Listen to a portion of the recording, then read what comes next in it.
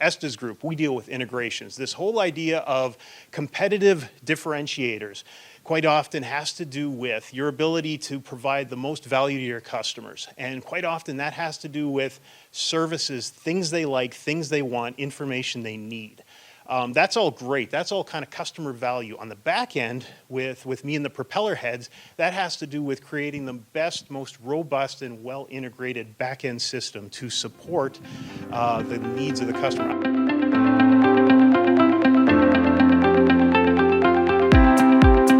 All right, so yes, we do the cloud. EstesGroup, quick, unsolicited plug. We're an ERP firm that got into cloud services because we found that our customers had needs that we weren't offering. And they were said to us, how could you as a service provider help us in these specific areas where we were struggling? And most often they overlapped into the cloud.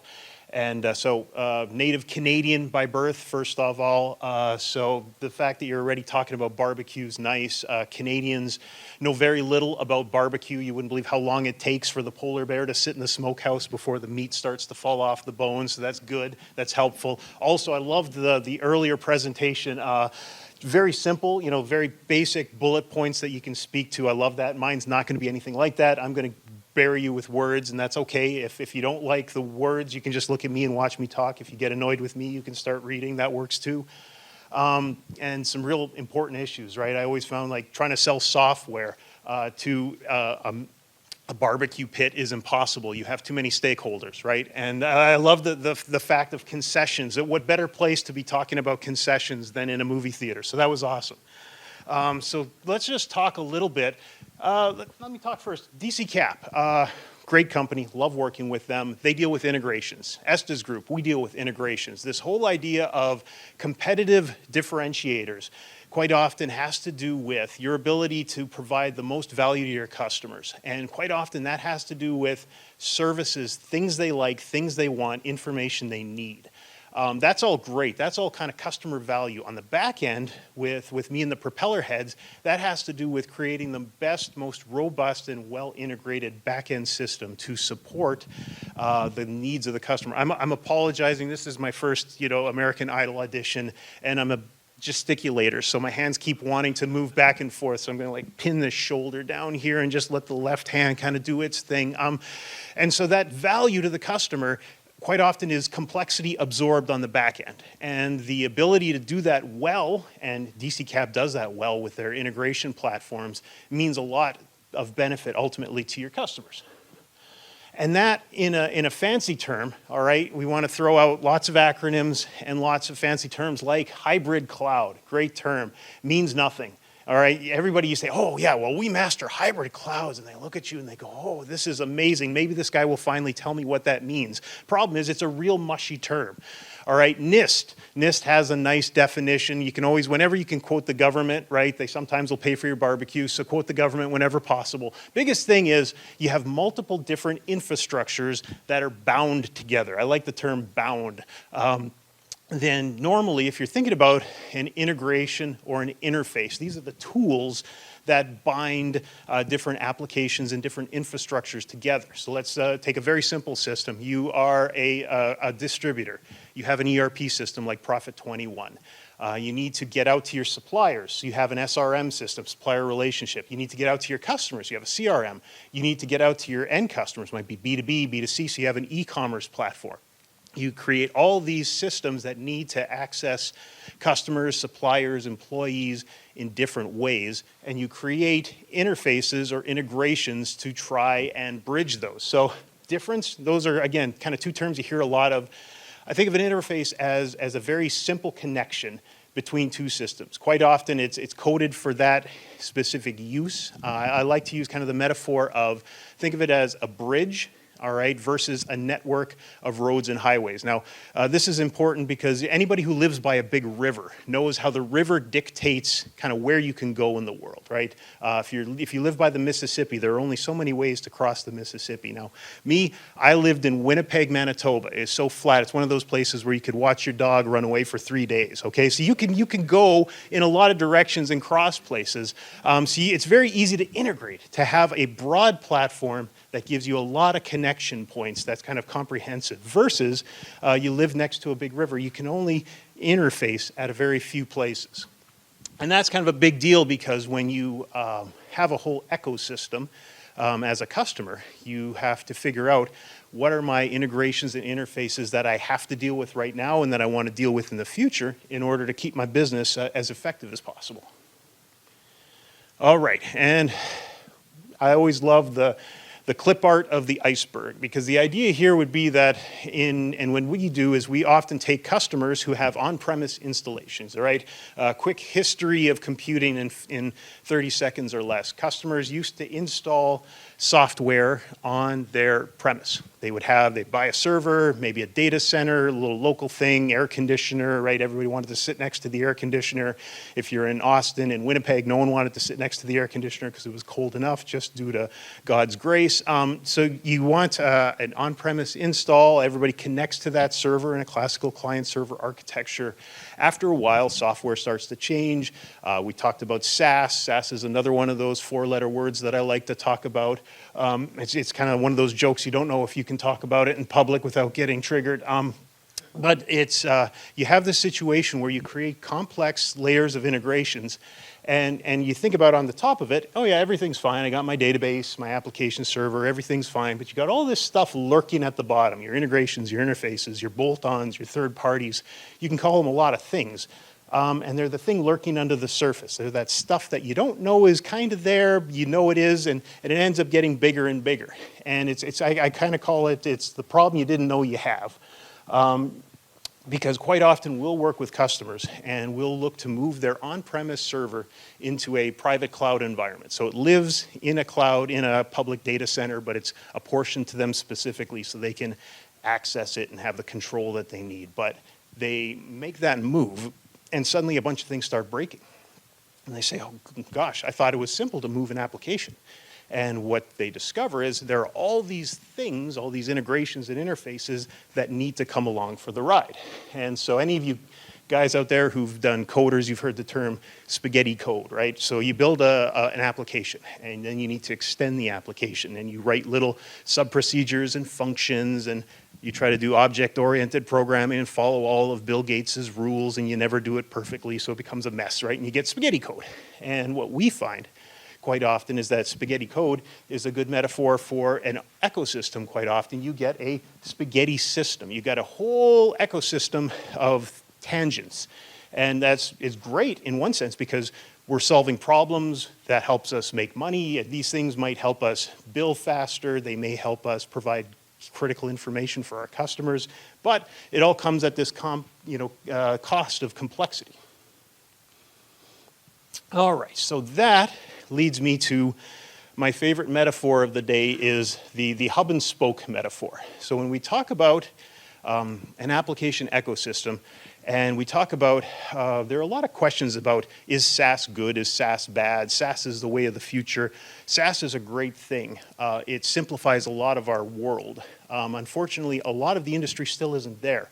And sometimes the industry might be there in some areas and not in others. So when I use this hub and spoke metaphor to talk about an applications ecosystem is like a wheel. At the center of most distributors' application ecosystem is their ERP application. That's kind of the core. It houses their customer master, their product master, their suppliers. Most of their transactions go through their sales, through billing. Even if it's like front-ended with like an e-com, it still ends up flowing through the system and getting billed out the back end. And to each of those, to that hub, there are each of these different integration points. They might be like a quality management system. They might be a supplier relationship management system. You might have BI. All right, so you have a whole bunch of systems that are connecting to this core hub. And as you know, with the wheel, wherever the hub goes, everything else follows with it. And if you are doing a cloud migration, like we often do, you understand you're taking that wheel and you're moving that wheel. And one of the biggest challenges, risks, considerations is to make sure that you understand moving that hub, what is that going to do for all of the spokes? All right. And if metaphors are your thing, my favorite one is actually the confused octopus. All right, so I consider an application ecosystem kind of like a confused octopus. At the head, kind of like the hub, you have your ERP system, and that ERP system is kind of moving in one direction, and it might be moving fast if a killer whale's chasing after it, or it might be moving more slowly if the market's good and the water's deep. And so I think of an application ecosystem as a body with many tentacles, all right? So each of those tentacles, they're kind of quasi-independent from the head. They're connected, but they kind of flop around on their own, okay? And they lag. So the head leads, and they lag, and they kind of catch up. Some of them kind of drag further behind, and then they catch up slowly, and then maybe every now and then one gets lopped off because it fell too far behind. Sometimes they might drag back the entire creature from moving, right, if they get like tangled in a rock underneath. And so when I talk to a customer and they're trying to make a cloud decision, so we talk about software selection and vendor management and such, and one of those kind of key considerations I think of is understanding what your ecosystem is and how that ecosystem relates to all of those dangling tentacles at the back end to say, are these things able to move with the head?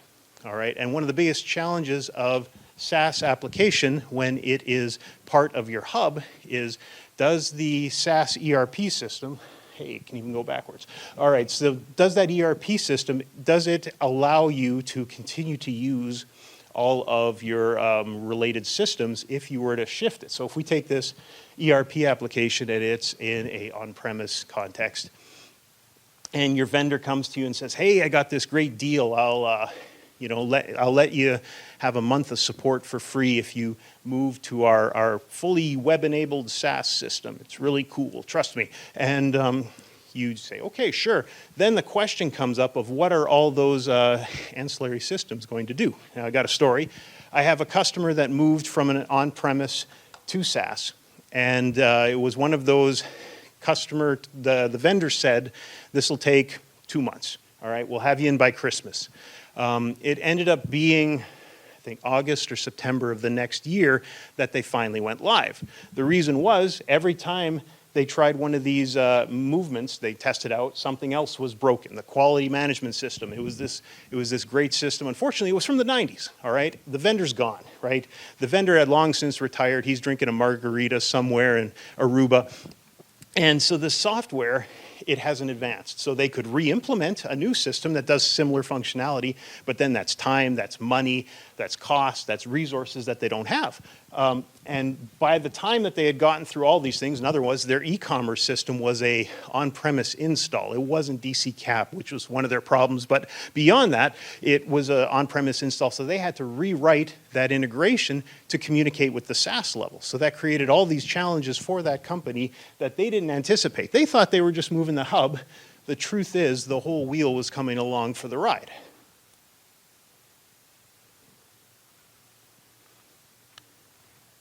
So what do we do about it? That becomes the question. What do we do? And I see a lot of cases where our company goes in and we talk with people and we say, okay, what are we trying to accomplish? What does our system look like? So we start the process of discovery and we start asking. We have, a whole litany of questions to say, okay, do you have this kind of system? Do you have that kind of system? What kind of functionality are you using? It's not uncommon that ERP vendors will buy up third-party systems and then sell them as out-of-the-box modules, when in truth, they're just another integration, right? They're another integrated app. They are a separate install.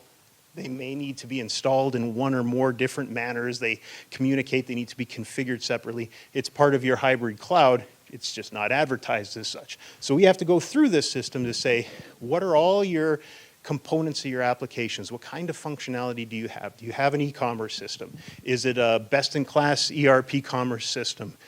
Is it not? Is it something that's lower tier? Well, I need to have you talk to Karthik. You go through all these things to understand what are all the things that could potentially break when you migrate that application. And these could be all kinds of technical things that become very challenging. Now, one story we had, of course, this is a kind of a COVID-esque story.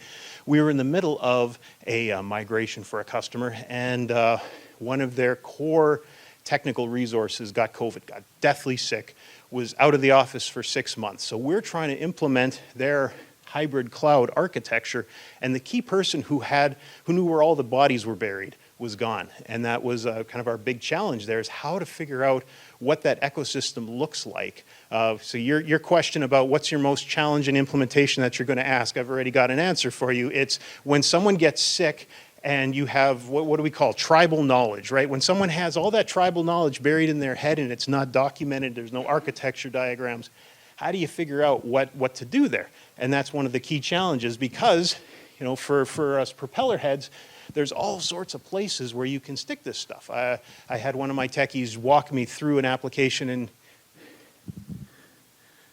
oh, okay, I thought it was 2 high fives, no worries. So you take an application and it could be stuck in any of many places, right? You could have stored procedures, SQL schedules. You can really mess up a database and plug it up with a lot of junk if you want to. And so we get customers who are like, hey, you know, this is our history. And quite often the IT directors weren't the guys who did it, right? I inherited this environment. I got to figure out how to keep it running. How can we help? And we end up doing, you know, kind of a thorough scrub of their existing world to understand, you know, what is stood up right now on IIS? Are they hosting Apache? Do they have Windows services working or Windows scheduled tasks? There's a whole bunch of places where integrations can hide. What does your firewall look like? How many holes in your firewall, right? Generally, you try to minimize the holes in the firewall. But the key then, if you're looking at doing a cloud migration, and this is something you can do before you bring in a company like myself, is go through your system and try to understand it as best from the inside out before you bring in others. Now that might be one of those kind of key criteria points for you to try and avoid unfortunate discoveries down the road. Other thing here is this idea of how to figure out what environment you want to go to. Because knowing what you have, right, let's assume this situation here. Let's talk about APIs. There we go, another 3-letter acronym that helps make me money on occasion. APIs, Application Programming Interface. Most often they're in at the web level, right? They live at the kind of the top level of the application tier. And they often use that fancy software protocol called REST. I don't understand why anybody in our hectic, anxious world wants a service called REST. Maybe we're all just so anxious that we need something to give us some solace. So the idea of that hub, right? You have your on-premise, you have software as a service, and you have private clouds, right? So software as a service, you're only given that API level access. If you as a customer still own some old stored procedures and some old Windows scheduled tasks, those can't come along for the ride because the vendor manages that environment. And the vendor doesn't want to muddy up their environment with every customer's one-off solutions because the back end could become a real cluster. That's where you find yourself moving into a private cloud because a private cloud can emulate an on-premise environment in that it's encapsulated. It doesn't have interactions with other customers, like other software customers, so you can keep that thing kind of all bundled up safely inside of you. And that movement, whether you're moving from on-premise to private cloud versus SaaS to private cloud, you'll have differences in 2 things. And this is when I talk to customers, I try to gauge what's important to them. Is access and control important to you? So access is the ability to get into the environment, muddy around, administer things on your own. Control, the ability to guide, install, et cetera. I have different customers. Some of them are very no access. I don't want to think about the application. I'm hiring you guys to think about it for me. Other guys will come in and say, hey, well, I want you to stand up the server, but then I want to administer it thereafter. It's really important to understand that because if you have those needs, software as a service is really, you're saying, I want this other group to take care of that for me. So we talked a little bit already about this, about the levels at which things communicate. And kind of at the highest level, that API layer, that's pure, TCP IP stuff. Application layer, you're talking more about kind of client emulation. You're asking as if I'm going in as an end user and typing in server layer. Used to be in some of the Epicor spaces, not in P21, but in their manufacturing app. That was kind of the core layer because that's where you could get to business logic, which is good because you don't want to be going straight to the database, but the business logic layer was something that was very helpful to be accessing. So a lot of software is still living at that layer. And then the database. And then in Profit 21, I see a disproportionate number of solutions that exist still at that layer. And so that becomes the challenge to you as a customer to say, well, I have these things that are living at the database. Either they're actual SQL objects, like a stored proc or a schedule, or they're talking to the SQL layer with a config. And then, of course, the problem with working inside of integrations is all the trigger warnings. You got to understand, for each of your solutions, how is it triggered? Is it a user trigger? Is it something that you have defined inside of the hardware application? And how could you emulate or replicate that in a new world? And this is a lot of words.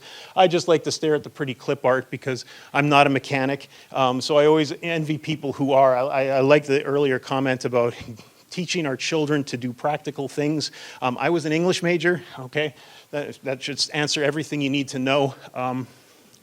Key things here, so we talked about discovery, vendor involvement. Vendors are not your enemies when it comes to this. They sold you the product. They gave you this product to work with. Use them whenever possible to help make sure that when you migrate, it configures properly. Documentation, it's that thing that we all like to do, but we never do it. You end up with bar napkins and the back of your hand. The back of your hand was good when you were like a kid and you got a girl's phone number on it. That's great. For software definition, not as good generally. And then again, for each connection, you want to kind of flush out each connection. Is it a homegrown thing? Quite often, a lot of our hybrid cloud situations have homegrown software that is hard-coded to specific IPs or computer names. Of course, we want to avoid hard coding in the future, but it's something you have to watch. My administrators sometimes have themselves kind of opening up Visual Studio and tweaking those configurations that are built into the source code. Not optimal, but if that's what you've inherited, we have to figure out how to deal with it. Security, of course. Now, I'm not the security guy. I have my bosses, not my bosses, but bosses, brothers, nephews, former roommates. They worry about security and in terms of how the firewall's working. Is there a VPN connection needed? Do we need some sort of factor authentication that we do to make that more secure? You really do want to consider a hybrid cloud. You don't want it to be porous. And then upgrades, of course. Everything upgrades. So how is your system upgrading vis-a-vis all the other systems? And do those upgrades introduce challenges? So, that said, some say on-premise installations are for dinosaurs. I don't agree, but sometimes it might work, sometimes not. That's about all I have today. So if anybody has any questions at this point, I'd love to field them.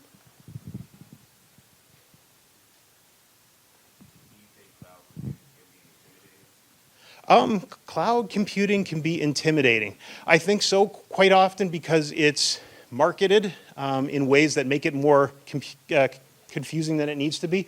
I like the bumper sticker. It says the cloud is really just someone else's computer. All right. For me, it's always, I think about it that same context. Is the cloud is just things we know rearranged in a slightly different manner. Well, Taco Bell, right? 5 ingredients, I mix them up in different ways, and I have a gordita versus a chalupa.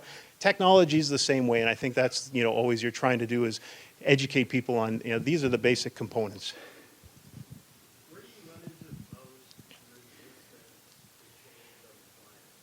Oh, good question. Change resistance quite often has to do with what I want to control versus what I don't. And sometimes we have customers who feel like the introduction of a private cloud is a quick move out the door for me as an employee. So there's, of course, fear.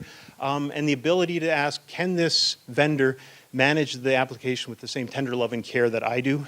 I think the key here in our world is understanding kind of what the vendor or what the customer wants to keep owning and managing versus what our group can do. Because we offer things that are like you have automatic scripted routines that are checking your files and such automatically. So things that had tender love and care in the current world, you try to automate as many of those as possible. And then maybe you find a way to present that to the customer. So, hey, you can still have the visibility to that. You don't on a Saturday have to go in and check your file sizes. Here, we can present this on a web page to you so you can look that up. But I'd say that's normally where the change management piece kind of comes up. Good question.